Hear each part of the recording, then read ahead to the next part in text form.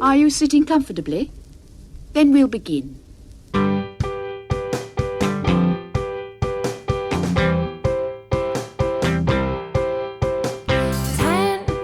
minutes left. Yeah, but there's still some time. It's not the final score.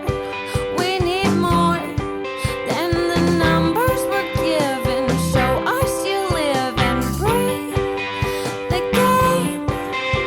You're more than a name. That's what we came for. We can bring you more than the score. Every story. Let's take this thing off of the field into the real world, away from the numbers, away from the numbers. Hey everybody, and welcome to another episode of There's Still Time, the AFTN Soccer Show. Broadcasting on CITR Radio 101.9 FM, I'm Michael McCall. I'm Steve Pander. And I'm Zachary Adam Eisenheimer. And we're back with our second of our daily AFTN Soccer Shows this week. First one seemed to go down very well. Although, as I was putting it together, and then putting this one together as well, it did strike me that obviously my idea of a short podcast now is a 1 hour podcast, or a normal podcast, as many other soccer podcasts would class it. Didn't know how long these daily ones were going to be, but we're just going to go with the flow. We've got a lot of material, we've got a lot of content recorded, so we're just going to push them out. Hopefully you're going to enjoy them, and then we'll see how things go after this. This might be something we do again later in the year, ahead of the CPL season starting. We'll kind of have a look at the numbers, see what the listenership's just been like in general, and yeah, we'll take it all from there. But this is going to be another Whitecaps-centric episode. We're going to be doing a season preview of sorts, tied in with some bold predictions that we're going to make as to what's going to happen in various aspects of the Whitecaps season. But before we get into all that, I just want to kick the chat off with a little bit of unpacking of something that Marc Dos Santos told me when we had our chat in episode 439. If you haven't checked out that episode yet, highly recommend it. 50-minute one-on-one with MDS, just talking about all things Whitecaps ahead of the season to come. And this is going to kind of tie in with us looking at what we're expecting from various aspects of the team this season, as we start with a look at formations and just exactly what the Whitecaps are going to do this year, and especially at this point of the season when they don't have all what you would expect to be their first team regular starters in camp, up to speed, training and everything like that. Now, he said that no matter what personnel are in place, that he's wanting to keep the model of play that he wants to go with. So we're looking at a 4-4-2. So whether all the guys that would normally be playing that are there, that's what he wants to stick with, because he wants the team to get used to that. He wants them to have that rhythm, that understanding, so that the players can slot in and out. He said, yes, it means some players might, for these first couple of weeks, be playing out of position. But I think that's the right thing to do. Just keep that instead of chopping and changing, because last year, and like Mark talked about it, he was starting to question himself as to what is the right thing. So they've got this, they want to stick with it no matter what, and that's what they're going to go with, and I think that's the right decision. I think it is wise to have a identity on the pitch that is going to be the same no matter what. Because he talked in your conversation about for the first time in his coaching career, just being like not even knowing who they were, right? Going from a 3-5-2 to a 4-2-3-1 to a 5-3-2, or I think someone put this out. I wish I'd written this down, but there was a lot of different formations used last year. Now, some of them are fluid, obviously, and is it a 4-3-3? Is it a 4-4-2? Is it a 4-5-1? Whatever. They had different. they had different formations during a game multiple times Yeah. too. So it was but the thing is, with the 4-4-2 base, if you start off with that, you can easily adjust it to other formations if you need to. You slide one striker back into a 10, you become a 4-3-3. You move the wingers a little tighter, you could become a 4-2-3-1 if you drop the center. So there's a lot of options there. I definitely think that they should, because of the fact that the center backs, I just feel like 3 at the back right now, it does not work in MLS unless you have the right personnel. So stave away from that, have the base 4 at the back, and adjust your midfielders and strikers accordingly. This is going to sound negative, and I don't mean it to be negative, because I think it's going to be a positive for them. But I think what they've gone with too is the most simplest of formations, right? Like it's the easiest to probably to play for most players. What a lot of the players probably have grown up playing, so there's a familiarity to it. And so I think it's definitely not the most exciting option. But I think it's something that is going to enable them to have consistency, and players more know what's expected of them and be able to train accordingly. And that mythical 10, it could be a guy that could be a second striker too. And so you could play that as a second striker, but also help out in the midfield. That's what the ideal thing you want to do in those kind of positions. So let's look ahead to this season. How nervous or confident are you heading into this year? What are you expecting of this team? I'm neither nervous nor confident. I'm in a position where I want to see them where they go. If they make, I'm not bothered if they don't make the playoffs because it is just very strong Western Conference. And I hate to make this excuse, but it just haven't been able to bring people in. So I'm not bothered one way or the other. Like, I would like them to see them make the playoffs, but if they don't, I'm not going to be tearing anybody up or anything about it. I'm very I want to wait and see what's going on. Because I no longer feel like I have a horse in this race. I'm neither like Steve. I'm neither excited nor anxious about this. I think I guess I'm a little bit concerned for them because they're not hitting the ground running. They won't be alone in that, but I think them and the Canadian teams definitely have an added issues. But I think it as much as a number of things have changed and a number of things have changed for the positive, I think that still this is the same thing with the Whitecaps. Is they need to make the playoffs. Yeah. And it's if they make the playoffs, then they're in the lottery and anything can happen, and that'll be the success they desire. However, I still don't see them as a top 7 team in the West this year. I don't see them making the playoffs this year. Especially there's one less team making the playoffs, right? And there's one more team in the conference this year. It's 7 making it, which is what it was meant to be, but it was 8 last year with everything that happened. But it's going back to the normal 7 for this year. Yeah, 7 out of 13, or is it 4? Yes. The West 13 now with Austin coming in. So I still don't see them, being in that top half of the conference. I'm actually quite optimistic. I know that I'm surprised by some of the additions. Oh, are we making the predictions right now? Just like what we think for the Whitecaps, like what we're expecting. So I mean, we can tie it into this. So I mean, let's get to this now. Do you think the Whitecaps will make the playoffs? So Zach's a clear no. I'm a yes. I think they're going to be 7th or 8th. Steve, you think they make it? I've been asked to make a bold prediction, so I'm going to make a bold prediction. I'm going to say they make the playoffs. I mean, bold prediction is I think they win the Supporter Shield. That's a very bold prediction. That's an insane prediction. That's not a bold prediction. No, I think they have a chance to make the playoffs. I think they're the 1 to 5 is very strong. And then after that, there's everybody's kind of melded together. There's no real standouts in those 6, 7, 8, 9, all the way down to 12. Maybe there's So you're telling me there's a chance, Steve? Yeah, there's a chance. I think they will make the playoffs. I think they will as well. I think they'll be 7th. What I'm expecting from them this year is a much improved performance defensively, an attack that clicks, and we're going to get good goals. We're going to have a good goal difference, and I mean there'll be the odd game that we ship goals, probably to LAFC. But I genuinely think this is an exciting team. Now, a lot depends on this number 10. A lot depends how many players they lose to international duty over the course of the season at vital times, and what that then maybe does to their form.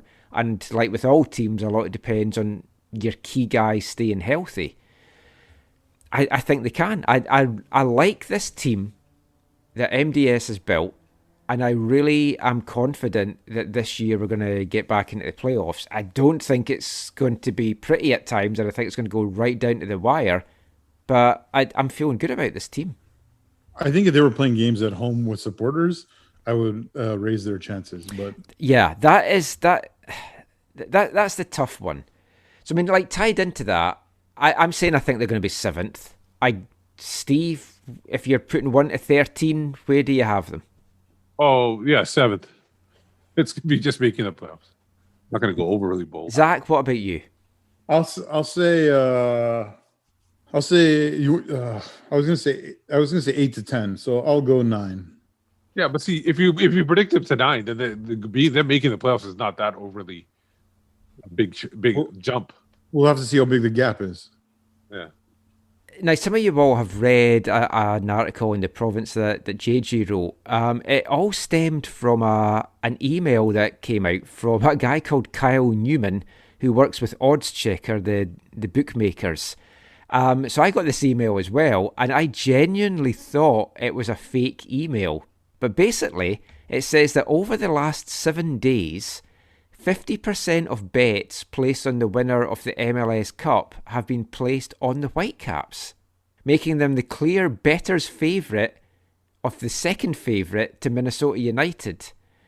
To give you an idea just now of, like, the Whitecaps are at odds of, I don't understand the American odds. It's like plus 8,000. I kind of more just know my UK fractional odds, which I'm just kind of trying to click into just now to see if I can change it into the UK system. But no, it doesn't seem that we can. But basically, I'm thinking this is like 80 to 1. Might be what the odds are and the kind of odds that I'm used to. But it seems insane that lots of folks pile money on them. So, Michael, you're saying if you bet $100 on the Whitecaps? Yep, you've got a chance of losing $100. The plus 8,000 means that if you bet 100, you win 8,000. Oh, yes, so it is 80 to 1. Yeah, it's basically 80 to 1. Yeah, that's what I was thinking then. I don't know why they do 2,000s or what in the hundreds. Because I've seen plus 200. Who's taking them at 80 to 1? Like, well, apparently lots of people, because the quote. Have you not heard of degenerate gamblers? The term degenerate gamblers. They see a plus 8,000 on something. They see a team that's kind of like in the middle or whatever. They're going to throw the money on that. And they might not be putting that much, but they're definitely putting some on there. According to the email that we got, it says bettors are flocking to the popular underdogs, and described the Whitecaps as being a hot ticket on the betting market. So now not only do the Whitecaps have MLS against them, they have their opponents against them, they have the referees against them. Now they have the Las Vegas. They're. But they got the degenerate gamblers for them, and that means referees being bought off. Allegedly. Yes, of course it would not happen here. It also says odd makers give Oscar De La Hoya to be elected president in 2024 the same odds as the Whitecaps to win the MLS Cup. And that's why they would go for that bet, because that's more reasonable than Oscar De La Hoya becoming president. I think Oscar De La Hoya becoming president is more likely than the Whitecaps winning the 2021 season. I don't think so. I mean, I know we're looking for bold predictions. If you think of this as like hot sauce, intense, crazy, burn your head off flavour is the Whitecaps winning the MLS Cup, I feel. Never mind bold predictions. But we'll come to some more of that in a bit. I mean, the odds suggest a 1.2% chance of winning the league, which is like 22nd in all of the MLS teams. LAFC are 16.7% implied chance of winning. Their odds are plus 500, followed by Columbus Crew at plus 900. Seattle are the third favourites at plus 1,000. But again, the release said over the last 7 days, 50% of bets placed on the winner of the MLS Cup have been placed on Vancouver. They're thinking bettors might be intrigued by the Whitecaps spring transfers, bringing in Caicedo, Kyle Alexander, and I guess the thought of having this number 10 as well. But anyway, if you do want to check out more about the odds, you can check it out oddschecker.com. You can get all the MLS odds there. But let's move on past that now and just continue with our kind of predictions for the season to come from a Whitecaps perspective, because we'll be looking at the Western Conference and the Eastern Conference in some of the shows later on this week. How improved do you think the defence is going to be this year? Now, last year, I'd initially worked this out wrong, but they gave up 1.91 goals per game. It was 1.74 in 2019.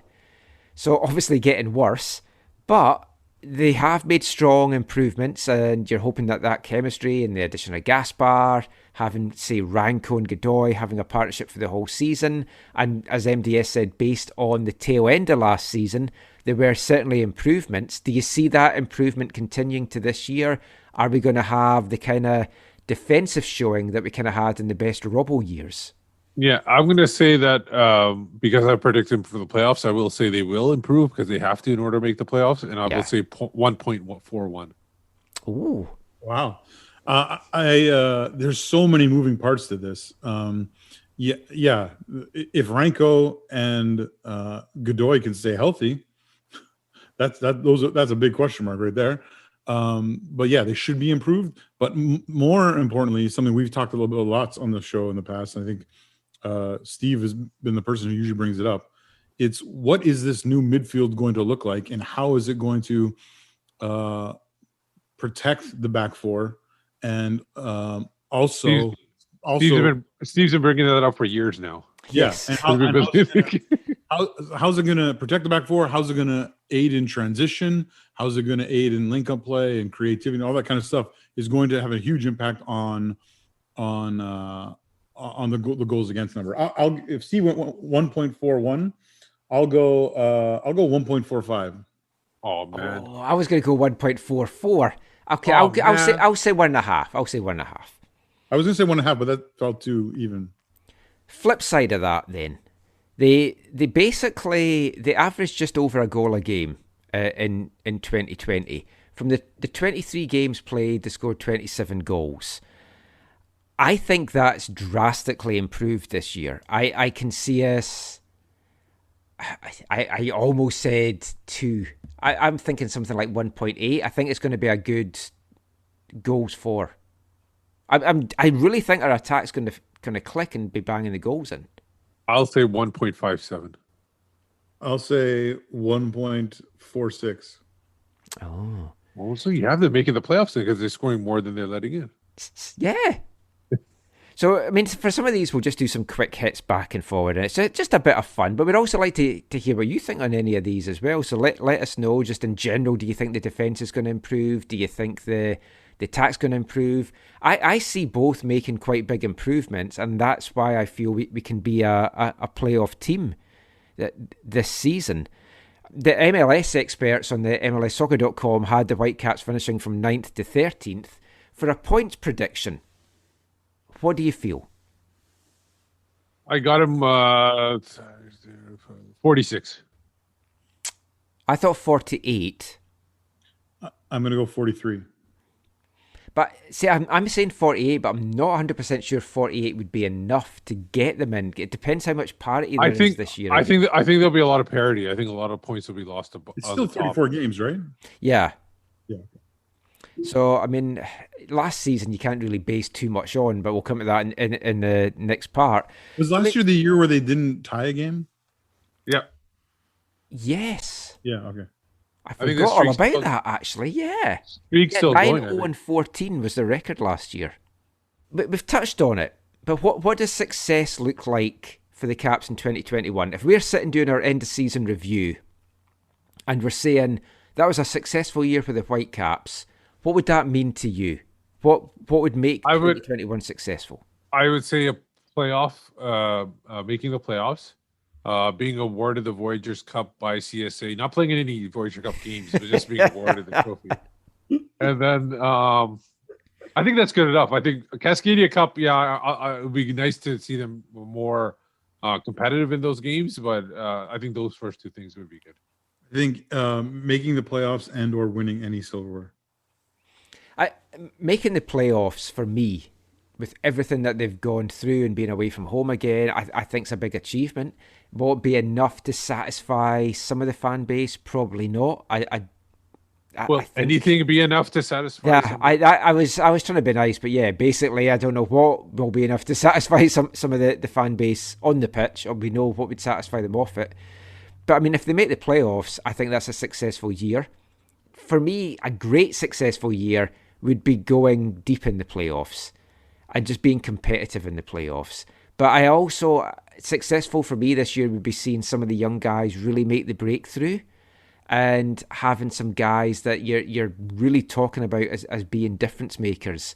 And we'll come to this in a little bit, but having like a double-digit goal scorer, having a double-digit assist person, that would be a really successful year for me.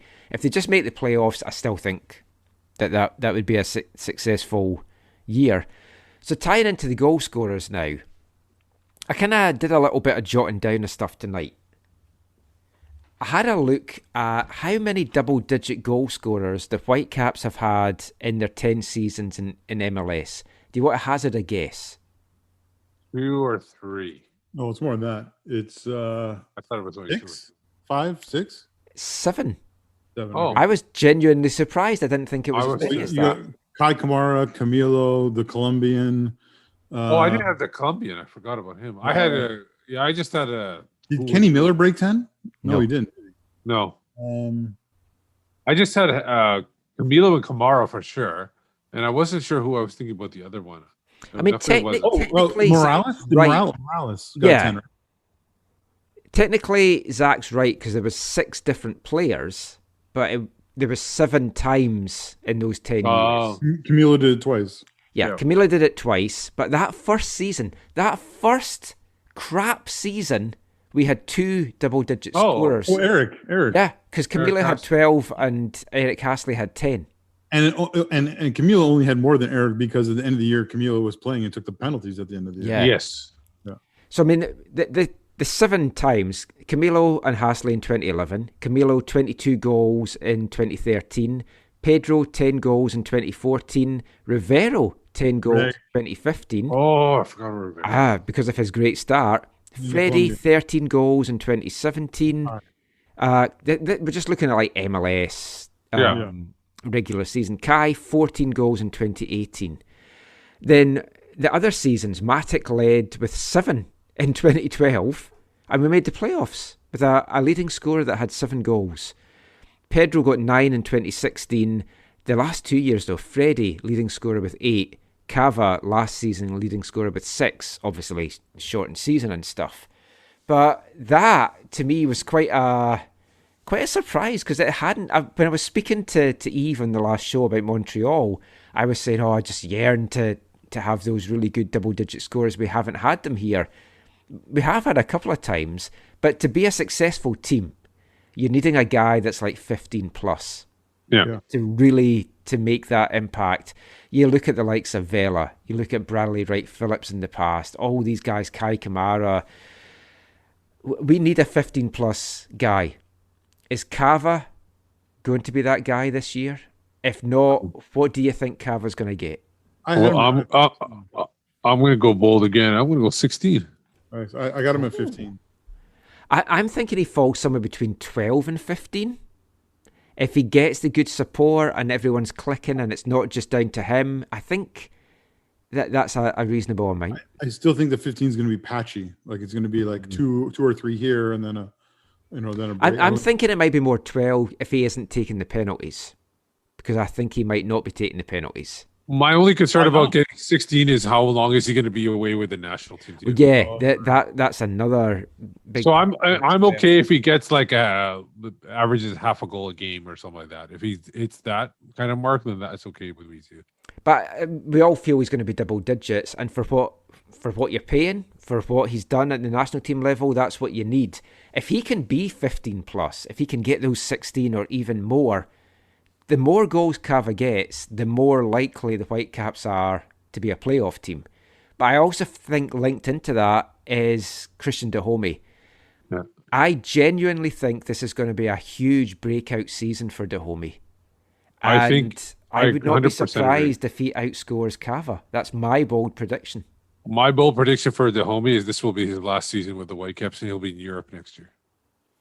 That's fair. If mine comes true, that would lead to that. Zach, I'm not saying what level at Europe, but it'll be in Europe somewhere. I'll have him at East Fife in a flash. Yeah, Michael, your question was, is it a breakout season for Dahomey? I'd say it has to be for them to achieve what they want to achieve. If he doesn't, then I think that it's gonna be a little bit like last year, right? Yeah. He has to. Him and Cava have to get going. If we can have a 2011 Hasley Camilo type duo that's both banging the goals in from those two, sets us up nicely. I guess the other person who could be would be Caicedo. Yeah, him. I'm not expecting a lot of goals from him. I'm hoping assists. I'm also hoping a lot of assists from the number 10 and Kyle and actually let's just quickly look at assists just now before I get to the last striker question. I had a look at assists as well, and we've had 2 seasons where guys have hit double digits in assists. Pedro in 2014, and both Jordi Reyna and Fonzie got 11 in 2018. But the other years, I'll just quickly rattle through them. 2011, Cimiento, 9. 2012, Camilo, 7. Matix led the scoring in 7. Camilo led the assist in 7, and we made the playoffs. That's just insane to me in the current state of things. Tybert led in assists in 2013 because of that great spell that he had. What was the number? 9. Pedro 12 in 2014, Kakuta 6 in 2015, Bolaños 8 in 2016, Bolaños and Teixeira 7 in 2017, 2018 we mentioned, Inbom Wong and Ali 5 each in 2019. Then the Colombian the next year? And no, it was Ali. Oh, actually, yeah, it was because Ali and Freddie both had 5 in 2020. Now, that kind of shows the importance of Ali Adnan, which I think to be the leading assist guy, I know it's only 5, but to be that, if he can get some more of that coming, maybe get them from Gasper on the other side, I mean, who knows? But I feel, again, to be a playoff contender, we need a double-digit assister or multiple guys that are like 8, 9 with assists. Yeah, I agree with that. Yeah, that's a good show. Now, last thing to ask about the striking department is, and we touched on it in the last part, who do you feel has the better season between David Egbo and Theo Bair? Heart says Bair, head says Egbo. I think the frustration will set up on Bair, and I think Egbo, I don't think either one's going to have a spectacular season, but Egbo will have more opportunity because of that. Yeah, I think that as well, especially because Theo could potentially get called up to the Gold Cup squad. He could be loaned out too.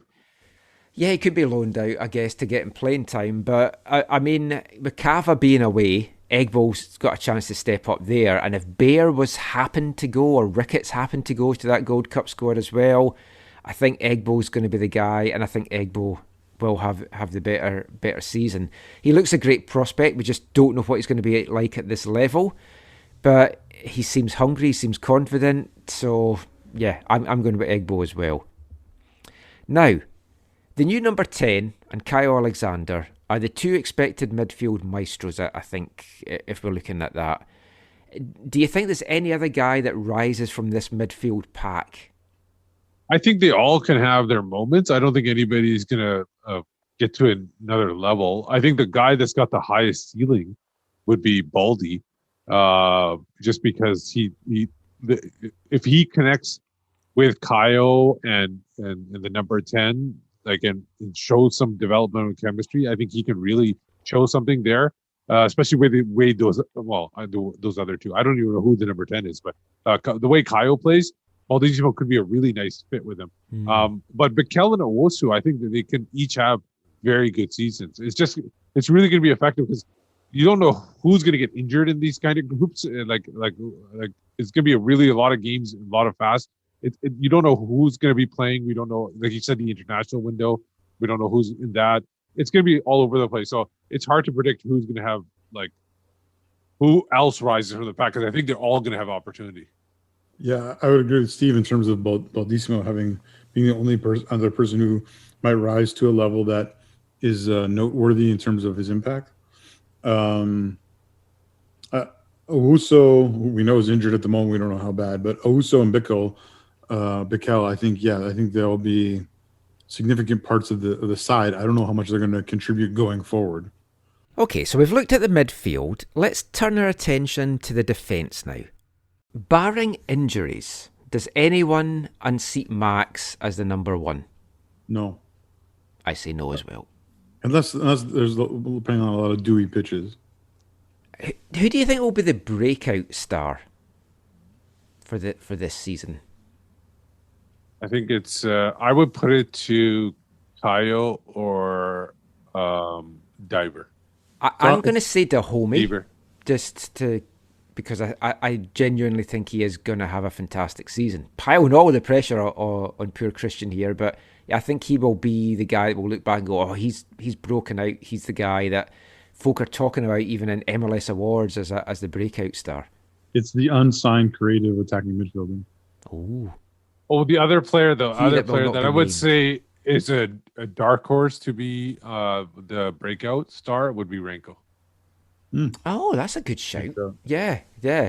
That is a good shout. Who do you think will be the unsung hero? Sorry, I'm a Marvel fan, but I'm going to say DC. Interesting. I like that, Steve. I was actually going to say Renko for that one, but I like yours even better. I personally think that Godoy is going to be injured too much. I think it's Cornelius and Renko as the starting center backs most of the year. Do you know that's a good one? I had Godoy just by being the guy that was there and solid and no one really talking too much about him. But that's a good shout of Renko because Godoy might find himself injured quite a bit. I'm just happy that we're not going to have to deal with any more of this Godoy playing right back stuff. They finally got for sure. Yeah, a number 1 right back. I'd really like what Eric brings. I like his aggressiveness. I like his ability to do well in both boxes. I just hope he can stay healthy. It's starting to get to the slightly concerning stage now. Now, we're not saying he's injured just now. It was just precautionary that they didn't take him to Chicago. But there's obviously something hanging about there that they're not 100% sure about. But I put that very question to Marc Dos Santos at Whitecaps media availability on Wednesday. Asked him about Eric Godoy, whether it's a concern, but also asked him just for a quick update on Leo Owusu. And we heard from Gio Savarese in yesterday's show how he feels their team is very well prepared heading in against the Whitecaps with their CONCACAF Champions League action. So with all these absences, with the prospective injuries that's also now in the squad, just how difficult is it going to be for the Whitecaps heading into that season opener against the Timbers on Sunday? Here's MDS. Wanted to start by asking, I guess, a little injury update on Leo, but also I know Eric Godoy wasn't taken to Chicago for precautionary reasons at the weekend. Is there any concerns about him and his fitness this season, bearing in mind how last year went for him? Yeah, there is a concern right now. Unfortunately, he had a little bit of a setback. He started the preseason in a very good way, very solid, and there's a little bit of a setback with him right now. It doesn't look that bad. Eric's going to start training with the team again on Friday. So let's see how we reacts to that. Derek is still out for now. Derek Cornelius is still coming out from the injury he had with the Olympic team. He's already doing a lot of exercises on the field. So I think Eric's going to be fully ready to train next week, but not during this week yet. Leo is going to have it for a couple of weeks, unfortunately. And it's too bad because, like I said before, Leo was having a very solid preseason, looked good in the games we played, and the other ones, it's more of visa situations, or they're in quarantine, so they can't even train with us. So if you don't train, there's no chance you're going to be available to play, at least still with the visa situation. So Ali's not with us here right now. Bruno, David Egbo, and Caio are all still quarantined, so not training with the team. And for now, Derek, Eric, and Leo for now out. Wow, that's a lot to not have going into this first game. Watched the Portland game last night against Marathon, as I'm sure you did as well. We talked before about how they're already up to speed with meaningful competitive games, but it certainly felt that they looked sharp, they looked hungry, they looked kind of maybe at a different level than you could maybe expect you guys to be at. What did you make of how they looked last night? Yeah, no, I think you can't be afraid to talk about facts, what is happening now. And right now, the facts are they didn't have visa issues. They didn't have players that were not in. They were able to have a preparation where they played Phoenix, Sporting Kansas City. They played Seattle twice. They had 2 games of Champions League. They have the same team as last season, apart from the 2 changes as fullbacks. So we have to go in this one knowing that our opponent right now, it's a fact that they're in a different stage than us. But that doesn't mean that we're not going to start the game in front foot. We're not going to start the game pushing and playing with all the weapons we have, without being too much frustrated with the guys that are not here, because it also brings a level of excitement when you think about all the players that are going to join and help our team become better. Thanks, Mark. He's the gaffer. You can try it on with him. He's the gaffer. Even when he's on a limb. He's the gaffer. When his back's against the wall, has the answer to it all. He's the gaffer. MDS there, talking injuries, and, well, it's not looking good for the season opener. It's not looking good probably for the first few weeks of the season. We mentioned it before, the absences due to the visa issues and quarantine. Now we've got absences due to injuries, potential injuries. It does sound like Eric Godoy probably won't be able to go from the start on Sunday. Maybe he's going to look really good at training on Friday and will be deemed to go. But I think with that, and with Owusu being out for a couple of weeks, that now basically dictates what you have to feel that the starting lineup is going to be against Portland. We'll get into that in a bit more detail in one of the later shows this week. But for me, I think you're pretty much looking at the lineup that took the pitch against Chicago at the weekend. I would think with Baldy coming in, as we speculated, instead of Owusu in the middle, continuing with Ranko and Rose in the centre of the defence. Is that going to be enough to hold the Timbers at bay? I guess we'll find out. They looked very rampant against Marathon on Tuesday night. Different level to MLS, obviously, but a team that has been fresh in the middle of their season. I mean, would you guys do anything different with the absences that we've got? Anybody that kind of really stands out as being able to come into the starting lineup for this one? I think that makes the most sense, because since if you want to keep some consistency there, especially for the first few games, you want to do that. I would not change it too much. I like the strikers, wingers right now, and if you just put Baldy instead of Owusu, that could help. It could also hurt too, but we'll see whether the other option would be that you possibly have Godoy in the starting lineup and then move Rose into the midfield. But I'd rather have Baldissimo there. What remind me? Who was it who came on for Owusu? Was it Bickle? Was it Russell? No, Russell had the armband, right? Who came on? Ryan Raposo. Or all right? people. Okay. So And then they moved Russell to the midfield, I believe, if I'm not mistaken. Yeah, well, Russell started on left wing, Yeah. which and they pushed him inside. Yeah. yeah, it's like I'm not sure about that, but we don't have a lot of options right now, so he hasn't done too badly. I haven't noticed him good or bad. I don't have a problem with that because then, like he can easily slide into the midfield to help the midfield out, and he can help the left back out. I kind of like him in that position for now. Anyway, that's kind of just derailed us a little bit. We'll talk more about the Timbers game later in the week on one of the episodes. Let's get back to our Whitecaps season preview and bold predictions now. Any young ones that break through, rise to the top, get themselves pretty much as a starter? I would say no. The only one, I don't know if you classify him as young, but Gutierrez, I would say might be somebody that elevates himself, especially if Ali doesn't play the whole year. But if I were to say somebody that really does better than last year, and I think Raposo potentially. Yeah. I think last year was a mess for him because coming out of college, he probably wasn't ready for everything that happened. So I think this is more of what is going to be helpful to him.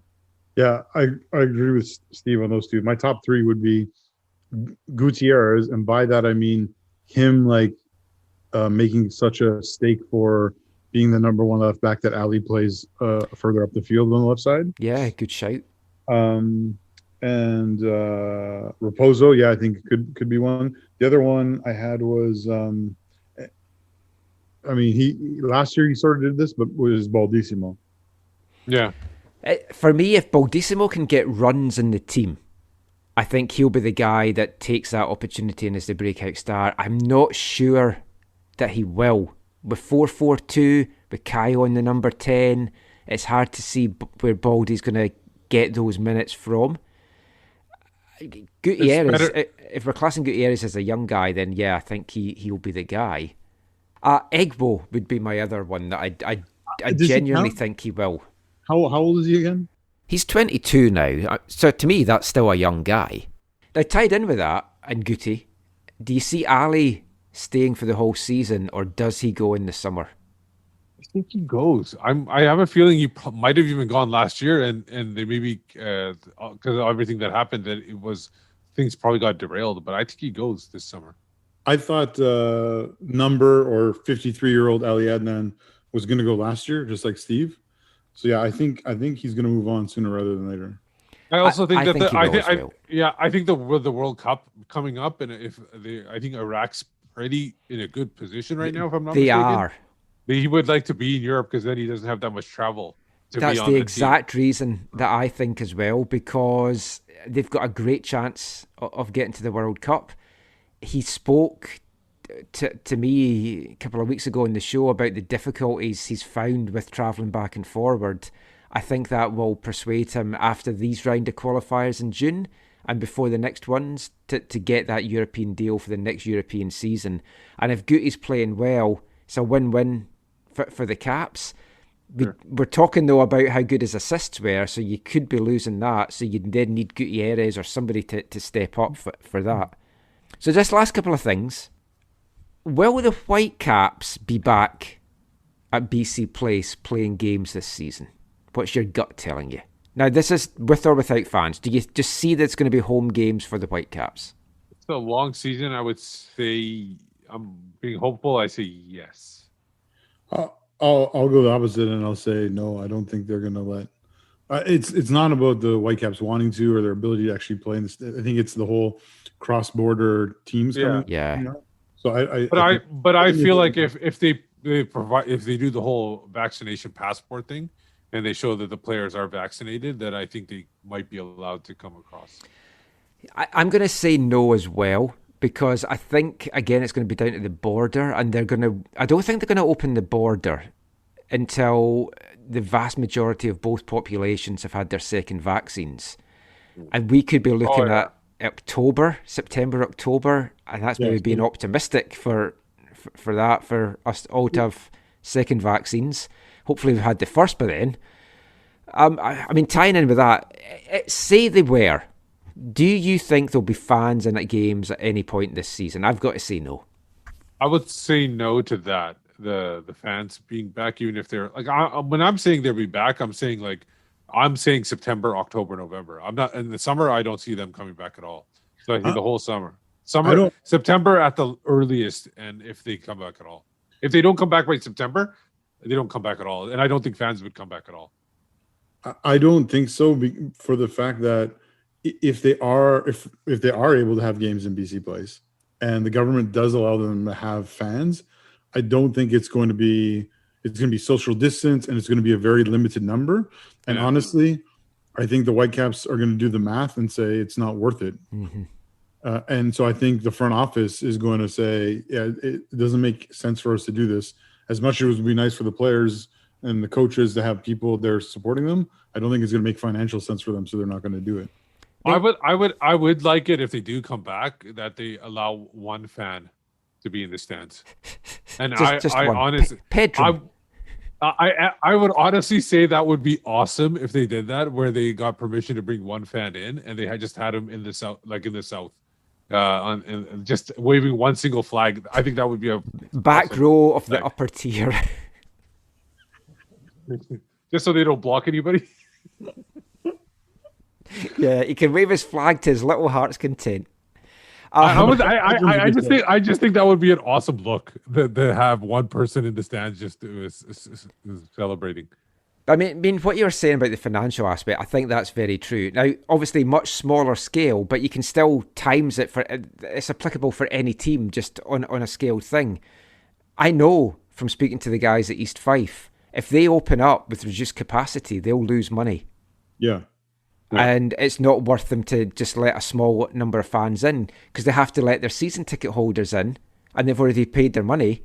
Yeah. So it's like they then can't necessarily stream games to the same extent that they were streaming them just now for folk as paying.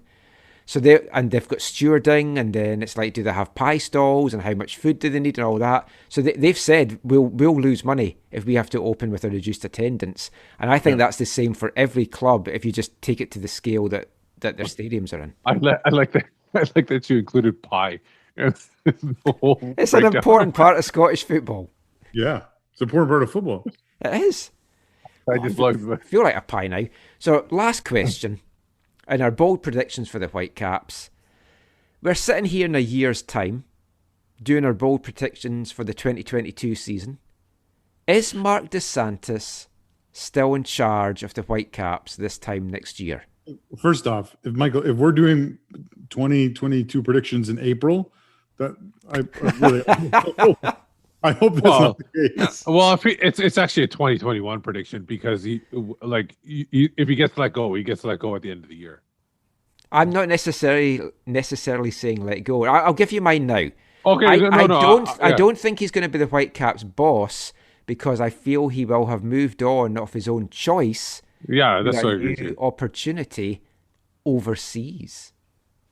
I think that I have a feeling that he was. I think if he gets him to the playoffs, which I'm predicting that he gets in playoffs, I feel like somebody will hire him, because of the fact that was just an amazing thing that he actually got the Whitecaps in the playoffs. Yeah, I think his stock will have risen for that. So I think he won't be. Or he wants to get out while he's ahead. Yeah. Yeah, I'd be happy for MDS, for himself and his the furtherment of his professional career, to move on to a better opportunity, because I like it. We'll never forget him. Je me souviens.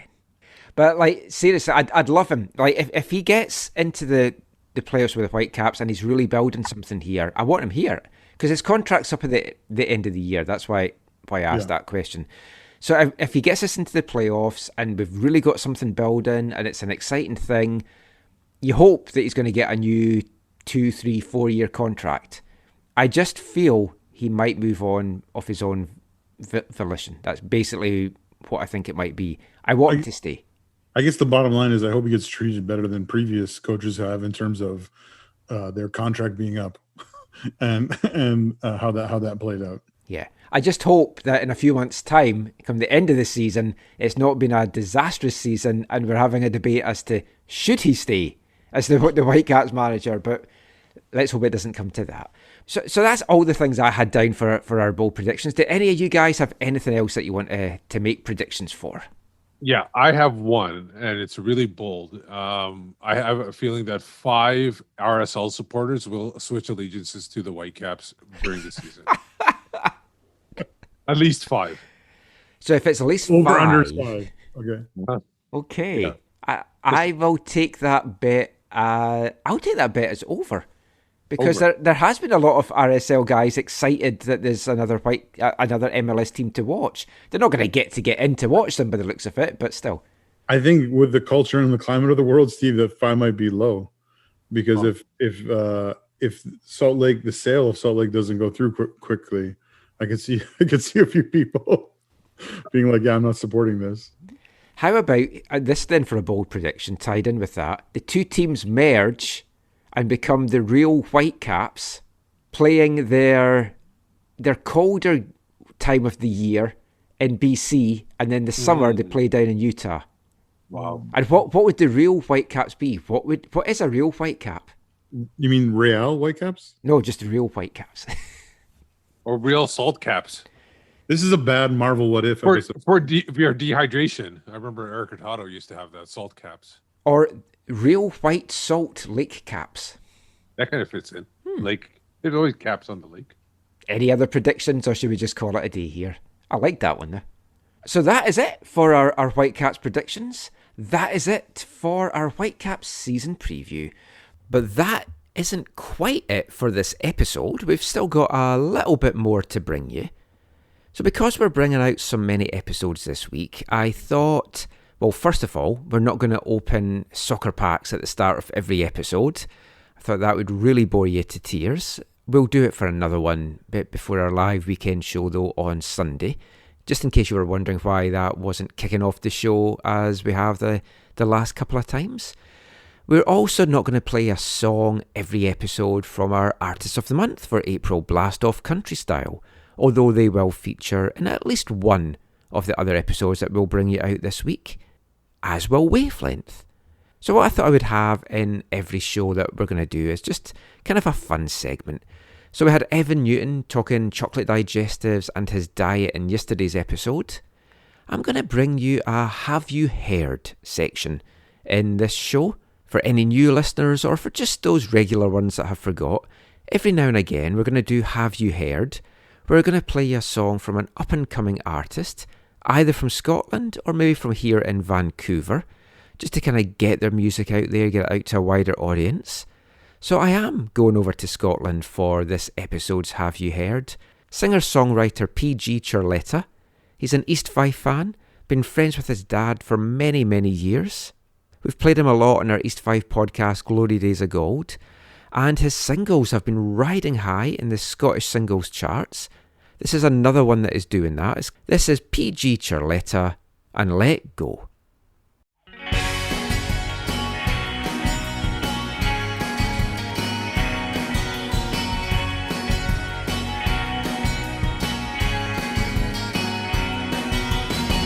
Life's a game and you never know what's coming round the corner. Oh no, oh no, oh no, oh no.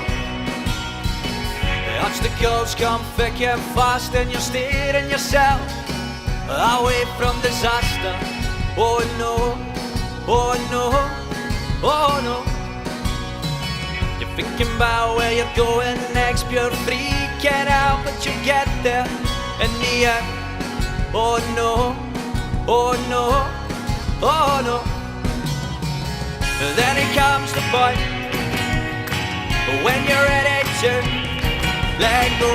Have you ever said, fuck it, I know I don't care anymore, I'm just ready to let go. Let go, let go, let go. I'm packing bags and getting to fuck, never looking back, I'm just ready to let go. let go, let go, let go.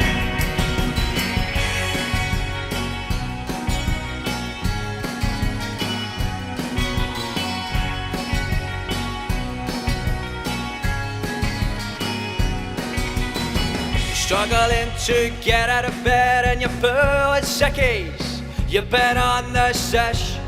Oh yes, oh yes, oh yes. You're giving it about 50% and you're going through the motions when you're at. Oh yes, oh yes, oh yes. Your heart and soul's not there anymore and you're dreaming of jacket in it. Oh yes, oh yes, oh yes. And then it comes the point when you're ready to let go. Have you ever said, fuck it, I know I don't care anymore, I'm just ready to let go. Let go, let go, let go. Packing bags and get it to fuck, never looking back, I'm just ready to let go. Let go, let go, let go. Because you never know when you're gonna die. Stick your fingers up and give those cards the fucking cream pie. Have you ever said, fuck it, I know I don't care anymore, I'm just ready to let go. Let go, let go, let go. Packing bags and get it to fuck, never looking back, I'm just ready to let go. Let go, let go, let go. Let go, let go, let go. Lego, Lego, Lego, go, go. Lego.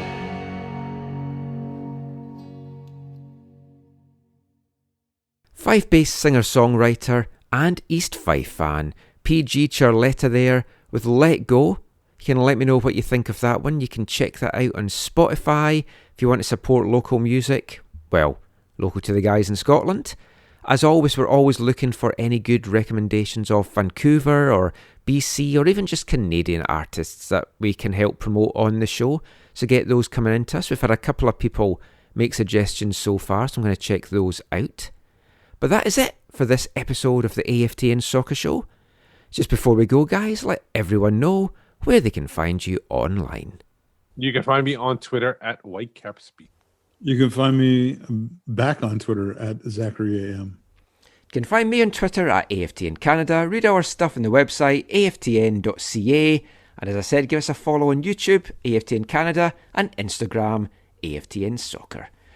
We'll be back tomorrow with our Western Conference season preview, and bringing you some fun audio clips from around the league as well. As always, thank you so much for listening. Take care and stay safe, guys. And mon the Caps.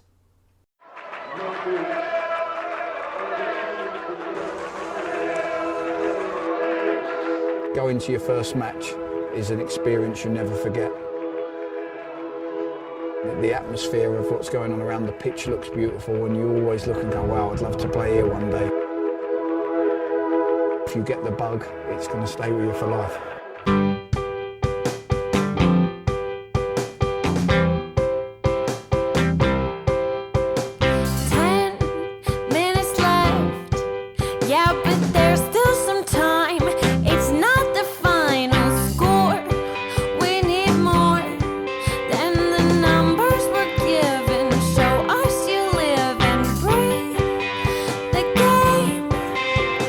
More than a name, that's what we came for.